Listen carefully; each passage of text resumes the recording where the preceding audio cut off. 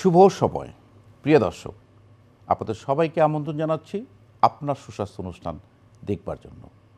আপনারা জানেন 4 ফেব্রুয়ারি world cancer day.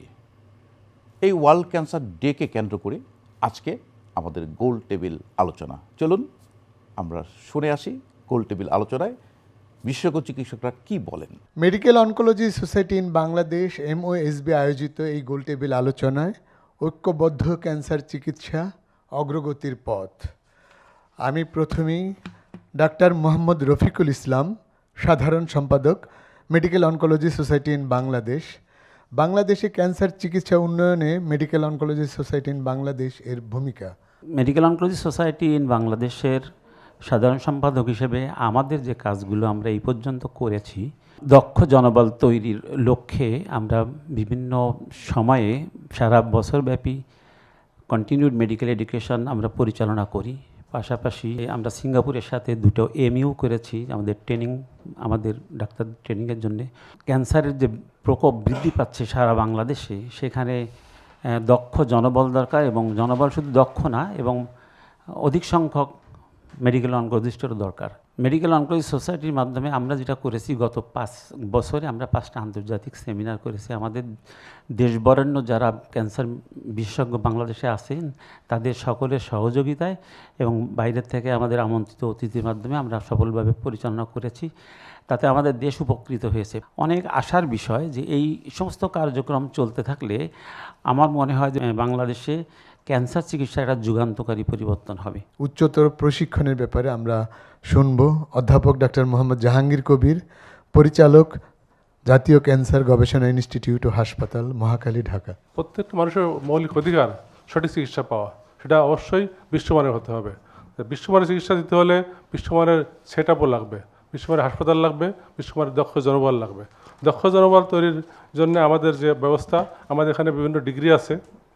MBBS পাশ করার পরে পোস্ট গ্রাজুয়েশন ডিগ্রি করা হয়, কিন্তু ডিগ্রি করলেই শুধু হবে না, ডিগ্রির সাথে সাথে অবশ্যই ট্রেনিংয়ের ব্যবস্থা থাকতে হবে। সেই ট্রেনিং দেশে হতে হবে, বিদেশেও হতে হবে। এমনও করা যায় বা রিসার্চ পার্সন এনে এদেশে চিকিৎসা ট্রেনিং ব্যবস্থা করলেও কিন্তু অনেক খরচ কম হবে এবং সেটা দক্ষ জনবল তৈরিতে সহায়ক হবে।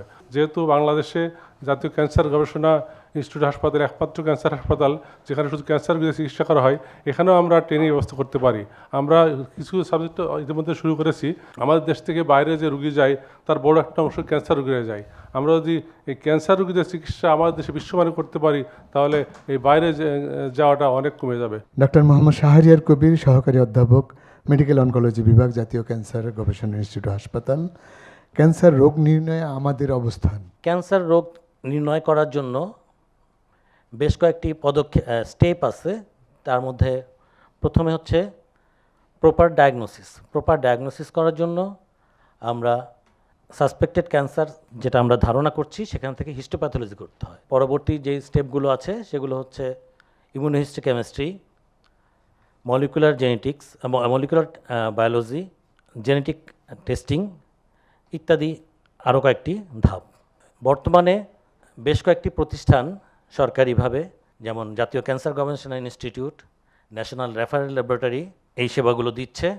এই সব বিষয়গুলো পর্যাপ্ত প্রফেশনাল যখন বাড়বে, আমরা আস্তে আস্তে বিশ্বমানের দিকে এগিয়ে যেতে পারবো। ডাক্তার সৈয়দ মোহাম্মদ আরিফুল ইসলাম, ক্যান্সার গবেষণায় উন্নয়নে আপনার ভাবনা, করণীয় কী করা উচিত? চিকিৎসা বিজ্ঞানের প্রতিটা শাখায় গবেষণাটা খুবই জরুরি, এবং ক্যান্সারের জন্য সেটা আরও বেশি জরুরি। এই জন্য যে ক্যান্সারের প্রাথমিক পর্যায়ে ক্যান্সার ধরা পড়া এবং একটা ভালো ক্যান্সারের চিকিৎসা নিশ্চিতকরণ এবং কম খরচে ক্যান্সারের চিকিৎসা ব্যবস্থাকরণ, এছাড়াও আরও মানুষের জীবন মান এবং জীবনযাত্রার কোয়ালিটি অফ লাইফ যেটাকে বলে, তা উন্নতিকরণের জন্য এই সব কিছুর জন্যই গবেষণাটা খুবই জরুরি। তা আমাদের যে ওষুধ শিল্প প্রতিষ্ঠানগুলো আছে, তারা বিভিন্ন রকম ক্যান্সারের ওষুধ বিক্রি করে থাকেন। এই যে ওষুধগুলো বিক্রি করেন, তার বিভিন্ন রকম গবেষণা তারা যদি আমরা বাধ্য করে দিতে পারি যে একটা অংশ তারা গবেষণার পেছনে খরচ করবেন, তাহলে কিন্তু এটা ইমপ্রুভ করা সম্ভব। আমাদের পশ্চিমা দেশের সাথে প্রাচ্যের দেশগুলোতে আমাদের লাইফস্টাইলে বৈপরীত্য আছে, খাদ্যাভ্যাসে, ফিজিক্যাল অ্যাক্টিভিটিসে অনেক বৈপরীত্য দেখা যায়। এই বিষয়ে আমরা শুনবো ক্যান্সার এপিডেমিওলজি, দেশের সাথে বাইরের তুলনামূলক চিত্র। Doctor Ferdous Ara Begum, consultant medical oncology Bangladesh specialised হাসপাতাল। বাংলাদেশে নতুন ক্যান্সার শনাক্ত হয়েছে প্রায় 1,67,000 এবং মৃত্যু হয়েছে হচ্ছে 1,16,000 প্রায়। তাহলে এই বাংলাদেশ এবং এই সাবকন্টিনেন্টের মধ্যে যে আমরা যদি দেখি ক্যান্সারের ট্রেন্ডটা কোন ক্যান্সারগুলো বেশি, সেটাতে দেখা যায় যে আমাদের মুখ গহ্বর ক্যান্সার এবং খাদ্যনালীর ক্যান্সার এবং ফুসফুস ক্যান্সার পুরুষদের মধ্যে মোটামুটি এগুলোই সবচেয়ে বেশি। মহিলাদের মধ্যে স্তন ক্যান্সার, জরায়ুমুখ ক্যান্সার এবং খাদ্যনালীর ক্যান্সার। বিশ্বে এই ক্যান্সারের ট্রেন্ডটা কিছুটা আলাদা। আমেরিকা বা ইউকে বা জাপানের দিকে তাকাই, এই দুই ক্যান্সারগুলোর যে ডিফারেন্স হচ্ছে, এই ডিফারেন্সটা কিসের জন্য? এটা হচ্ছে আমাদের খাদ্যাভ্যাস, যেটা সবচেয়ে প্রায় 90% ক্যান্সারের জন্য দায়ী হচ্ছে তামাক। এই তামাকের ব্যবহার এবং আমরা আমাদের জর্দা হিসেবে পান, জর্দা, তামাক, ধূমপান এইগুলোর কারণে আমাদের এই মুখগহ্বরের ক্যান্সারগুলো ট্রেন্ড অনেক বেশি। আমাদের দেশে রোগ নির্ণয় হচ্ছে দেরিতে, আমরা সচেতন না, আমাদের দারিদ্রতা আমাদের একটা প্রতিবন্ধকতা। ডাক্তার মোহাম্মদ আসাদুজ্জামান বিদ্যুৎ, সহযোগী অধ্যাপক ও বিভাগীয় প্রধান মেডিকেল অনকোলজি, জাতীয় ক্যান্সার গবেষণা ইনস্টিটিউট হাসপাতাল। ক্যান্সার চিকিৎসার ব্যয় সাধ্যের মধ্যে আনতে আপনার পরামর্শ? ক্যান্সার রোগীর চিকিৎসার ক্ষেত্রে খরচগুলো কোথায় কোথায় হয়? একটা হচ্ছে তার রোগ নির্ণয় বা ডায়াগনোসিসের ক্ষেত্রে একটা খরচ হয়, মূল চিকিৎসা যেটা আছে সেই চিকিৎসাতে একটা খরচ হয়। আমাদের national institute of laboratory medicine যেটা আছেন, সেটা সরকারিভাবে স্বল্প মূল্যে আমাদেরকে ইমিউনোহিস্টোকেমিস্ট্রি, হিস্টোপ্যাথের কিছু সার্ভিস দিচ্ছেন। বাট আমরা যদি মলিকুলার স্টাডি বলি, সাইটোজেনিক স্টাডিগুলো বলি, সেগুলো আমাদের দেশে লিমিটেশন আছে। দেশের বাইরে যেতে হয় এই পরীক্ষাগুলো রিপোর্ট করে আনার জন্য, সেখানে একটা বড় মাপের খরচ গুনতে হয়। তাই আমরা যদি আমাদের সরকারি ফ্যাসিলিটিসের আওতায় যদি এই টেস্টগুলো আনতে পারি, খরচ অনেকটা কমে যাবে। আমরা ক্যান্সার রেজিস্ট্রির রাষ্ট্রের একটা ভূমিকার একটা ইয়াতে, ক্যান্সার রেজিস্ট্রি আমরা ইন্ডিভিজুয়াল ডাক্তারকে ব্যক্তিগতভাবে করতেছে, এটা দিয়ে মনে হবে না, এটা রাষ্ট্রের ভূমিকা একটা থাকবে। এই ব্যাপারে আমরা শুনবো অধ্যাপক ডাক্তার হাবিবুল্লাহ তালুকদার রাস্কিন, প্রকল্প সমন্বয়কারী ও প্রিভেন্টিভ অনকোলজি বিভাগ, গণস্বাস্থ্য নগর হাসপাতাল। জনগোষ্ঠী ভিত্তিক ক্যান্সার নিবন্ধন কেন দরকার? যেমন আমি হাসপাতাল থেকে আমরা যে তথ্যটা পাই, সেটা কখনোই কোনো দেশের বা কোনো এলাকার বা কোনো জনগোষ্ঠীর আক্রান্তের হার বা মৃত্যুর হার বলতে পারে না। আমাদের অবশ্যই ইনসিডেন্স এবং অর্থাৎ আক্রান্তের হার বা মৃত্যুর হার বলতে গেলে আমাদের জনগোষ্ঠী ভিত্তিক ক্যান্সার নিবন্ধন লাগবেই। এখানেই রাষ্ট্রের একটা বড় দায়িত্ব, কারণ রেজিস্ট্রি হলো একটা surveillance, not survey. One time আমরা একটা জায়গায় সেরকম ভাবে পরিকল্পনা না করে, স্থায়ী ব্যবস্থা না করে, আমরা একটা রিসার্চ ফান্ড থেকে একটা উপজেলায় যেটা করে নিয়ে আসলাম, সেটা সার্ভে বাট নট সার্ভিলেন্স, অর্থাৎ রেজিস্ট্রি সেটাকে আমরা বলতে পারি না। এই জন্য এখানে যাতে সার্ভিলেন্স যেহেতু বন্ধ হবে না, এটা কন্টিনিউয়াস মনিটরিং, কাজেই আমাদের আয়োজনটা রাষ্ট্রের থেকে করতে হবে। আমাদের দেশে মাল্টিডিসিপ্লিন টিম, এটার গুরুত্ব বা আমাদের দেশে কোন পর্যায়ে আছে আমরা শুনবো। ব্রিগেডিয়ার জেনারেল অবসরপ্রাপ্ত doctor Mohammad Kudrate Elahi, senior consultant medical oncology, Ahsania mission cancer ও জেনারেল হাসপাতাল। মাল্টিডিসিপ্লিনারি টিম বলতে আমরা কি বুঝি? এর লক্ষ্য হলো একটি সমন্বিত চিকিৎসা দেওয়া, ক্যান্সার ডায়াগনোসিস এবং স্টেজিং। এখানে কারা থাকেন? কম্পোজিশনে কারা আছেন? Medical oncologist, radiation oncologist, surgical oncologist, যারা ইমেজিংয়ে আছেন সেই সমস্ত স্পেশালিস্ট, হিস্টোপ্যাথোলজিস্ট এবং সমন্বয়ক। এবং এক্সটেন্ডেড যদি আমরা চিন্তা করি, আরও অনেক ফ্যাকাল্টি বা অনেক স্পেশালিস্ট এখানে যোগ হতে পারে। উদ্দেশ্য একটাই, সেটা হলো যে চিকিৎসা আমরা ঠিকভাবে করতে যাচ্ছি কি না। কিছু কিছু কেস আছে যেগুলো আমরা ডাইরেক্ট বুঝি যে এইটা চিকিৎসা এরকম হবে, কিন্তু যেখানে গ্রে জোন আছে, যেখানে আমরা বুঝতে পারছি না যে stage 3A or B or something like that, যেখানে একটি আমাদের মতদ্বৈততা আছে, সেখানে কিন্তু পেশেন্টের স্বার্থে অবশ্যই টিউমার বোর্ড করা উচিত। অধ্যাপক ডাক্তার রকিবউদ্দিন আহমেদ, সরকারি খাতে রেডিওথেরাপির চাহিদা পূরণ করতে আপনার পরামর্শ? ক্যান্সার চিকিৎসার 3টি প্রধান মোড রয়েছে। একটি সার্জারি, 2 রেডিওথেরাপি, 3 কেমোথেরাপি। এটি প্রধানত এই 3টি চিকিৎসা দিয়েই আমাদেরকে করতে হয়। রেডিওথেরাপি এমন একটি চিকিৎসা ব্যবস্থা যেটি অ্যাকচুয়ালি ক্যান্সার রোগের সব স্তরেই এটির প্রয়োজনীয়তা রয়েছে। পাশাপাশি আমরা সার্জারি এবং কেমোথেরাপির সহযোগী চিকিৎসা অর্থাৎ অ্যাডজাংক্ট চিকিৎসা হিসেবেও রেডিওথেরাপিকে বিবেচনা করি। বড় একটি অংশ প্যালিয়েটিভ, যেটির ক্ষেত্রে রেডিয়েশনের ভূমিকা অপরিসীম। আমি বলতে চাচ্ছি 70 থেকে 80% রোগীর কোনো না কোনো এক সময় রেডিওথেরাপি প্রয়োজনীয়তা হয়। যদি বাংলাদেশ প্রেক্ষাপট বলা হয় তাহলে বলতে হয় এই পার্সেন্টেজের সংখ্যা আরও বেশি, সেটি 90-এর উপরেই। ডাক্তার সাখাওয়াত হোসেন সায়ন্ত, বাংলাদেশ ক্যান্সার উন্নয়নে আপনার চিন্তা কি? আমাদের কোন জায়গায় প্রতিবন্ধকতাটা কোথায় আছে বা এর উত্তরণের পথ কি হতে পারে? বাংলাদেশে ক্যান্সার একদিকে যেরকম আমাদের চিকিৎসার অগ্রগতি ঘটেছে, ঈর্ষণীয় অগ্রগতি ঘটেছে অনেক জায়গায়, ঠিক একই সঙ্গে আবার ক্যান্সার রোগীর সংখ্যা প্রচুর বাড়ছে।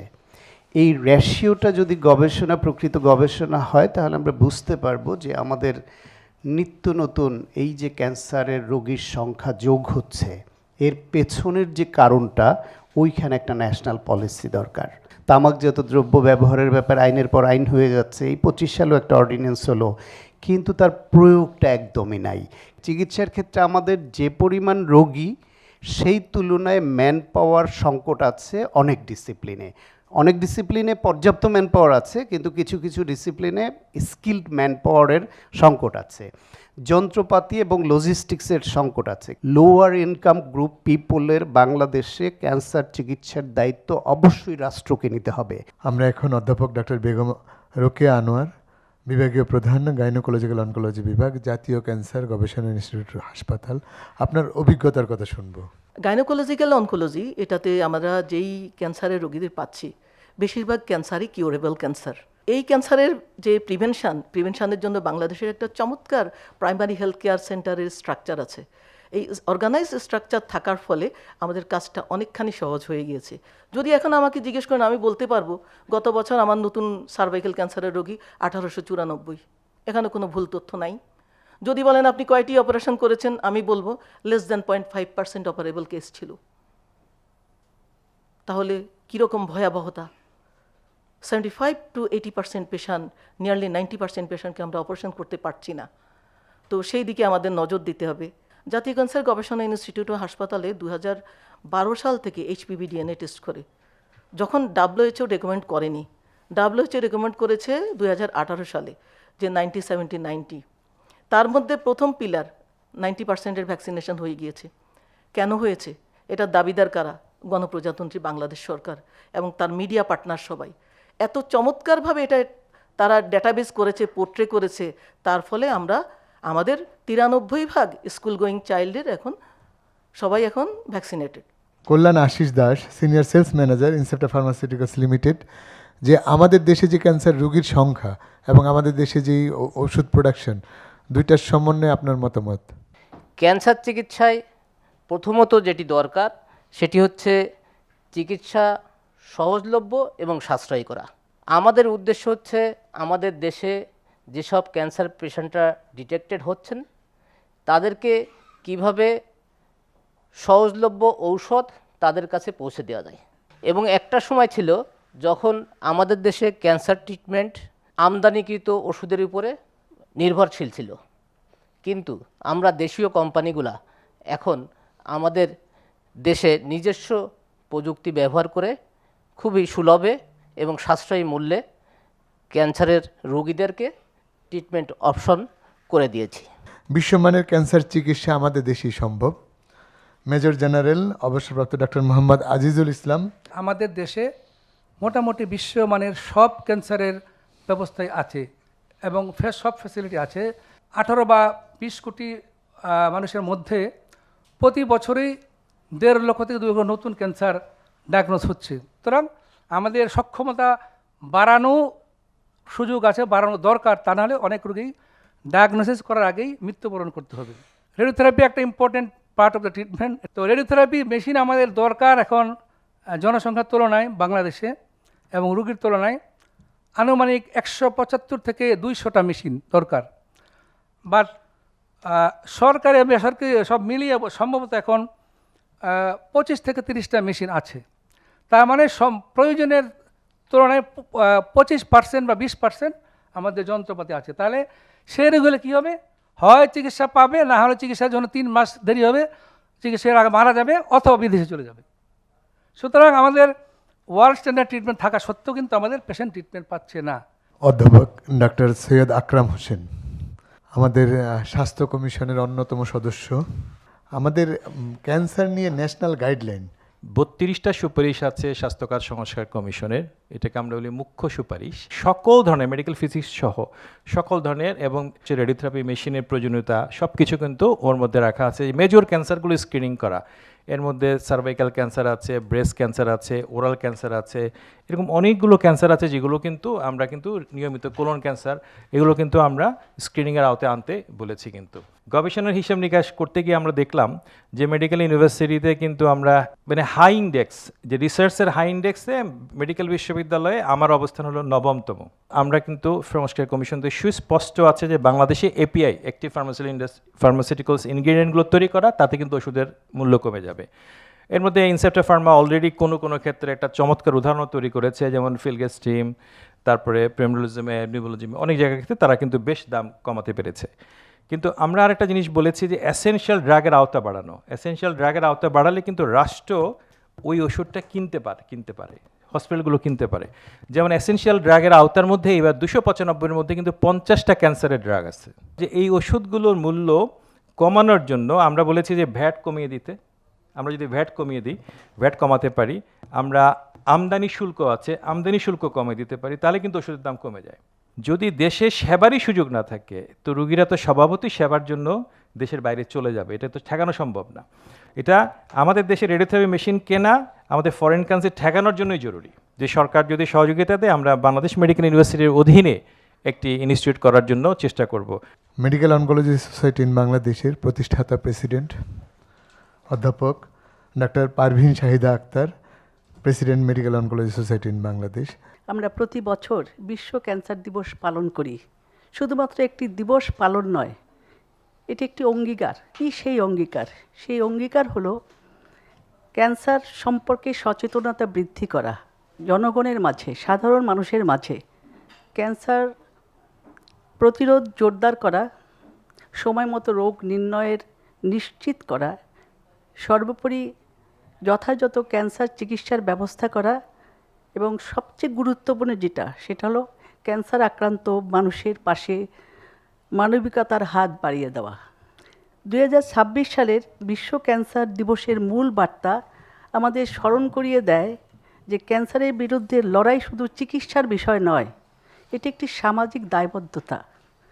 স্বাস্থ্যকর জীবনযাত্রা, তামাক, মাদক বর্জন, স্বাস্থ্যকর খাদ্যাভ্যাস, নিয়মিত স্ক্রিনিং এবং আধুনিক চিকিৎসা ব্যবস্থার সমন্বয়ের মাধ্যমেই আমরা ক্যান্সারের এই বোঝা কমাতে পারি। আমরা দেখতে পাচ্ছি যে ক্যান্সার রোগী কিন্তু চিকিৎসার পদ্ধতি সরকারি বেসরকারি লেভেলে কিন্তু বেড়েছে, বাড়লেও কিন্তু সেটা অত্যন্ত অপ্রতুল। ক্যান্সার রোগী কিন্তু এখনও লেট স্টেজে ডায়াগনোসিস হচ্ছে। আজকের এই আয়োজনের মাধ্যমে আমরা চাই সাধারণ মানুষের মাঝে ক্যান্সার বিষয়ে বাস্তব ভিত্তিক একটা সচেতনতা তৈরি করা। আসুন বিশ্ব ক্যান্সার দিবস 2026-এ আমরা সবাই মিলে এই অঙ্গীকার করি, ক্যান্সারের বিরুদ্ধে লড়াইয়ে কেউ আমরা একা থাকব না। ক্যান্সার রোগ প্রাথমিক পর্যায়ে ধরা পড়লে সম্পূর্ণভাবে ভালো হওয়ার সুযোগ আছে। তাই দেরি না করে ক্যান্সার চিকিৎসা যত দ্রুত গ্রহণ করা যায় ততই ভালো। দর্শক, ভালো থাকুন, সুস্থ থাকুন, শুভকামনা সকলের জন্য।